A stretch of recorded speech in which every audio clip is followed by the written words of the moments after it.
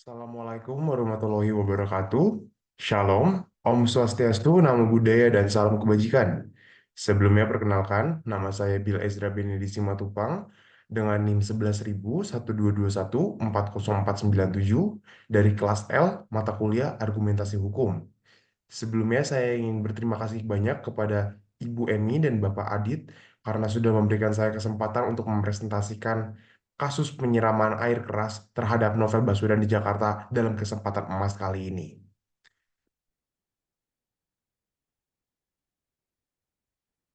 Sebelum masuk ke dalam pembahasan, mari kita masuk ke dalam kasus posisinya terlebih dahulu. Kasus penyiraman air keras terhadap penyidik senior KPK atau Komisi Pemberantasan Korupsi, Novel Baswedan atau selanjutnya kita sebut sebagai NB, terjadi di kawasan rumah NB di kawasan Kelapa Gading, Jakarta Utara, DKI Jakarta. NB menjadi korban penyiraman air keras pada 11 April 2017 sekitar pukul 5:10 pagi waktu Indonesia Barat oleh dua oknum polisi bernama Rahmat Kadir Mahulete atau selanjutnya disebut sebagai RM dan juga Roni Bugis atau yang selanjutnya disebut sebagai RB ketika NB sedang berjalan pulang ke rumahnya dari Masjid Al-Ihsan. NB dilarikan ke rumah sakit oleh warga sekitar setelah ia berteriak meminta tolong. Namun, air keras tersebut menyebabkan kerusakan permanen pada mata kiri NB yang menyebabkan gangguan penglihatan, sehingga NB pada akhirnya melakukan pengobatan ke luar negeri.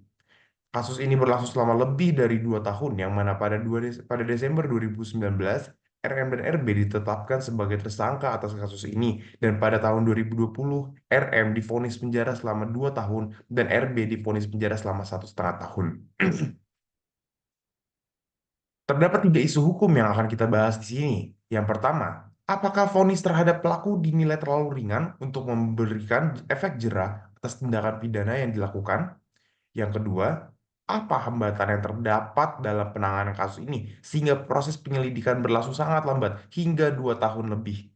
Dan yang terakhir atau yang ketiga, bagaimana kejelasan atas motif penyerangan yang dilakukan oleh kedua pelaku? Mari kita masuk ke dalam penjelasan untuk menjawab semuanya tersebut. Yang pertama, pada tahun 2020, RM dan RB divonis penjara sebagai akibat dari penyerangan menggunakan air keras terhadap NB pada 11 April 2017, yang mana RM divonis 2 tahun dan RB divonis 1,5 tahun penjara. Namun, sanksi pidana yang dijatuhkan pada RM dan RB dinilai tidak sepadan dan tidak adil dengan kerusakan mata permanen yang dialami oleh NB selaku korban. Sanksi pidana selama 2 tahun penjara dan 1 tahun penjara dinilai terlalu ringan apabila melihat akibat dari tindak pidana yang dilakukannya, yang mana banyak orang yang dari berbagai kalangan yang berpendapat bahwa seharusnya RM dan RB atau kedua pelaku mendapatkan sanksi pidana yang lebih berat dari hanya sekedar 1,5 dan 2 tahun penjara. Selanjutnya, sanksi pidana yang diterima oleh RM dan RB dinilai terlalu ringan, tak hanya sekedar berdasarkan akibat kerusakan mata permanen yang dialami oleh NB, namun juga karena serangan yang didapatkan oleh NB merupakan salah satu bentuk ancaman serius terhadap upaya pemberantasan korupsi di Indonesia. Ringannya sanksi pidana terhadap RM dan RB merupakan bentuk buruknya perlindungan hukum terhadap APH atau aparat penegak hukum, serta menimbulkan spekulasi pada masyarakat bahwa keadilan tidak benar-benar ditegakkan dalam kasus ini. Ringannya vonis penjara terhadap RM dan RB berhubungan dengan motif RM dan RB selaku pelaku tindak pidana tersebut yang dianggap abu-abu, tidak jelas, dan terdapat kemungkinan bahwasanya tindak pidana yang dilakukan oleh mereka berdua berhubungan dengan kasus-kasus korupsi besar yang pada saat itu sedang ditangani oleh NB selaku penyidik dari KPK.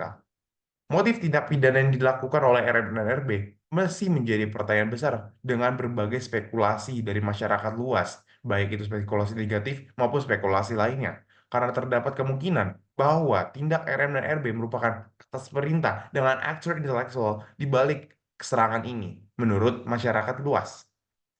Hal ini didukung oleh motif pribadi yang disampaikan RM dan RB yang dianggap tidak logis oleh banyak pihak karena terkesan berlebihan apabila kebencian dan apabila suatu kebencian dibalaskan dengan menyiramkan air keras terhadap seseorang. Kasus penyerangan menggunakan air keras terhadap NB merupakan salah satu kasus yang memakan waktu sangat lama dalam proses penyelidikannya hingga lebih dari 2 tahun, yang mana kasus ini bermula pada 11 April 2017, terjadi pada 11 April 2017, dan para pelaku baru dinyatakan sebagai tersangka pada Desember 2019 dan divonis penjara baru pada tahun 2020, sehingga banyak spekulasi dari masyarakat mengenai mengapa proses penyelidikan kasus ini memakan waktu yang sangat lama hingga lebih dari 2 tahun. Penanganan kasus penyiraman air keras terhadap NB menuai banyak kritik dari masyarakat luas karena lamanya waktu yang dimakan untuk menanganinya dan banyak spekulasi mengenai adanya upaya dari pihak tertentu untuk menghambat investigasi atas kasus ini. Mengingat kasus ini terjadi pada saat NB sedang melakukan penyelidikan atas kasus-kasus korupsi besar. Namun memang terdapat beberapa hal yang menjadi hambatan atas penanganan kasus ini, seperti minimnya saksi mata dan bukti berupa rekaman CCTV yang minim pada lokasi dan waktu kejadian, sehingga sulit untuk melakukan penyelidikan dengan cepat. Kasus ini didasarkan oleh 3 pasal dalam KUHP. Yang pertama, pasal 351 KUHP yang berbunyi, ayat 1, penganiayaan diancam dengan pidana penjara paling lama 2 tahun 8 bulan atau pidana denda paling banyak rupiah 4.500. Yang kedua, ayat 2, jika mengakibatkan luka berat, diancam dengan pidana penjara paling lama 5 tahun. Ayat 3, jika mengakibatkan kematian, diancam dengan pidana penjara paling lama 7 tahun. Ayat 4, penganiayaan yang dilakukan dengan rencana terlebih dahulu diancam menurut pasal 353. Pasal 353 KUHP selaku pasal kedua yang digunakan sebagai dasar hukum dalam kasus ini berbunyi, ayat 1, penganiayaan dengan rencana terlebih dahulu diancam dengan pidana penjara paling lama 4 tahun. Ayat 2, jika perbuatan tersebut mengakibatkan luka berat, diancam dengan pidana penjara paling lama 7 tahun. Ayat 3, jika perbuatan tersebut mengakibatkan kematian, diancam dengan pidana penjara paling lama 9 tahun. Selanjutnya, pasal 355 KUHP berbunyi, ayat 1, penganiayaan berat yang dilakukan dengan rencana terlebih dahulu diancam dengan pidana penjara paling lama 12 tahun. Ayat 2, jika perbuatan tersebut mengakibatkan kematian, diancam dengan pidana penjara paling lama 15 tahun. Analisis hukum atas kasus ini. Vonis yang dijatuhkan pada RM dan RB selaku kedua pelaku penyerangan penggunaan air keras terhadap NB dinilai tidak sebanding oleh banyak pihak dengan dampak TP atau tindak pidana yang dilakukan mereka. RM divonis penjara selama 2 tahun dan RB divonis penjara selama 1,5 tahun dengan dampak kerusakan permanen pada mata kiri NB selaku korban. Sungguh dinilai tidak adil dan tidak berkeadilan. Selain dampak pada individu, serangan tersebut juga dipandang sebagai intimidasi terhadap institusi penegak hukum, sehingga memiliki dimensi serius dalam konteks hukum dan sosial. Jika merujuk pada KUHP khususnya pasal 355 ayat 1 selaku salah satu dasar hukum di sini tentang penganiayaan berat yang dilakukan dengan rencana terlebih dahulu, pelaku seharusnya dapat diancam pidana dengan pidana penjara hingga 12 tahun. Namun, hukuman yang dijatuhkan jauh lebih rendah daripada 12 tahun yang memunculkan kritik bahwa vonis tersebut tidak mencerminkan rasa keadilan dan tidak memberikan efek jera bagi para pelaku maupun pada pihak lain yang mungkin berencana melakukan kejahatan serupa. Vonis ringan ini juga memunculkan kesan bahwa perlindungan terhadap APH dinilai lemah. Penyidikan terhadap kasus ini berjalan dengan lambat hingga lebih dari 2 tahun karena beberapa aspek. Yang pertama, minimnya bukti pada tempat dan waktu kejadian perkara, seperti minimnya saksi mata dan juga minimnya bukti rekaman CCTV. Yang kedua, ketidakjelasan motif dari para pelaku atas TP atau tindak pidana yang dilakukannya. Yang ketiga, hambatan-hambatan pada kasus ini menjadi kombinasi masalah yang memperlambat proses berjalannya penyidikan kasus ini. Kedua pelaku tindak pidana memiliki motif yang tidak jelas dan mengundang banyak spekulasi. Para pelaku mengaku bahwa mereka melakukan TP tersebut atas dasar kebencian pribadi dan bukan atas dasar yang lain.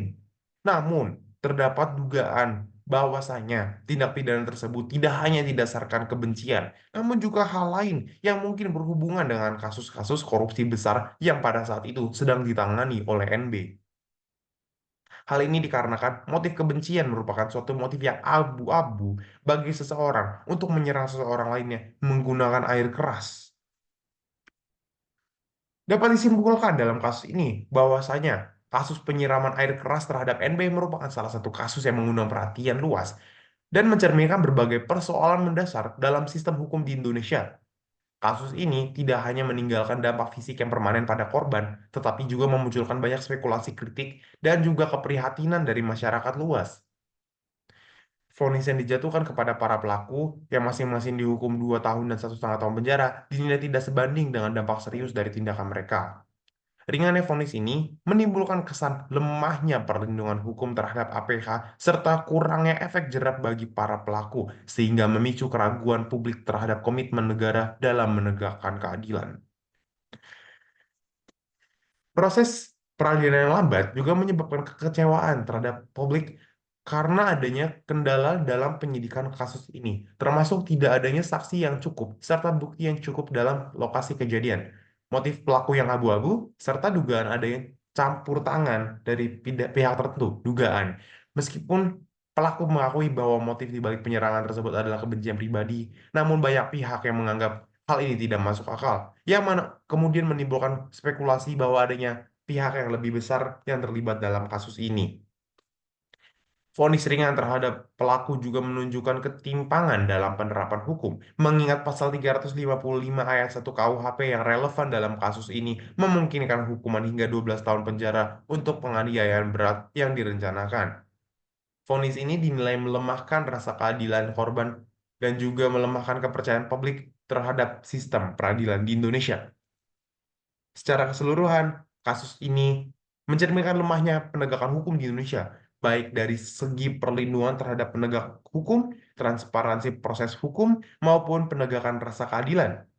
Dibutuhkan reformasi dalam dan langkah konkret diperlukan pula untuk memastikan kejadian serupa tidak terulang lagi dan untuk memulihkan kepercayaan masyarakat terhadap hukum sebagai instrumen keadilan. Sekian presentasi dari saya. Terima kasih banyak atas kesempatannya. Mohon maaf apabila masih banyak kekurangan dan penyalahgunaan kata. Apabila terdapat kritik, saya juga memohon maaf sebesar-besarnya dan saya juga menerima kritik atas presentasi saya. Terima kasih. Wassalamualaikum warahmatullahi wabarakatuh. Shalom, Om Swastiastu, Namo Buddhaya. Saya izin pamit undur diri.